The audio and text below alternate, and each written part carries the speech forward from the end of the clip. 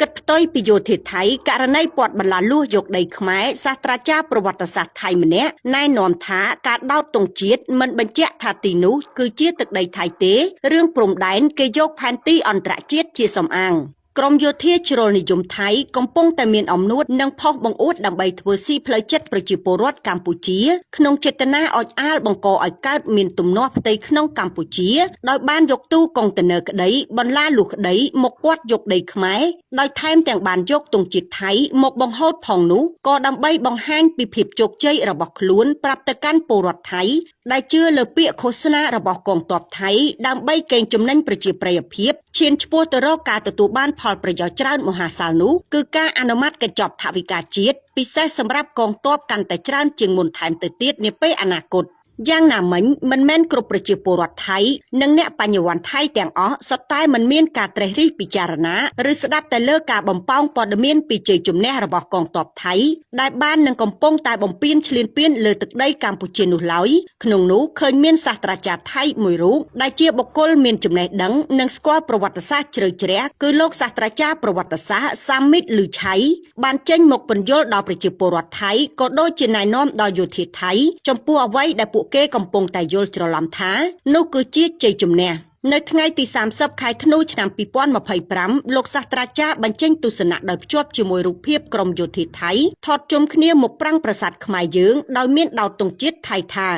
ថ្ងៃនេះអ្នកប្រហែលជាមានមោទនភាពដែលអាចដណ្ដើមយកប្រាសាទតាមាន់ធំហើយយកទង់ជាតិទៅដោតនៅលើតួប្រាសាទចុះយ៉ាងណាទៀតនៅពេលដែលការបោះឆ្នោតកន្លងផុតទៅរដ្ឋាភិបាលថៃមិនថាគណៈបកណាក្លាយជាអ្នកដឹកនាំនោះទេក៏ត្រូវតែត្រឡប់ទៅចរចាលើបញ្ហាព្រំដែនជាមួយកម្ពុជាវិញដដែលនោះមានន័យថានៅទីបញ្ចប់យើងត្រូវតែពិនិត្យមើលថាតើផែនទីព្រំដែនដែលជាភស្តុតាងតាមច្បាប់អន្តរជាតិបានកំណត់ថាខ្សែបន្ទាត់ព្រំដែនស្ថិតនៅកន្លែងណាព្រំដែនមិនមែនស្ថិតនៅលើកន្លែងដែលទាហានទៅដណ្ដើមយកបាននៅពេលនេះនោះទេហើយតើពួកអ្នកដែលគ្រប់គ្រងយោធាដឹងដែរទេថាតាមផែនទីនោះខ្សែបន្ទាត់ព្រំដែនពិតប្រាកដស្ថិតនៅត្រង់ណាបើមានពេលទំនេរសាកល្បងស្រាវជ្រាវមើលទៅនោះអ្នកនឹងដឹងបណ្ដាប្រទេសនៅអឺរ៉ុបគឺជាអ្នកបង្កើតប្រភពនៃព្រំដែនតាមផែនទីហើយប្រទេសនៅអឺរ៉ុបទាំងនោះក៏ធ្លាប់បានធ្វើសង្គ្រាមដណ្ដើមព្រំដែនគ្នាអស់រយៈពេលយ៉ាងយូរមកហើយដែរ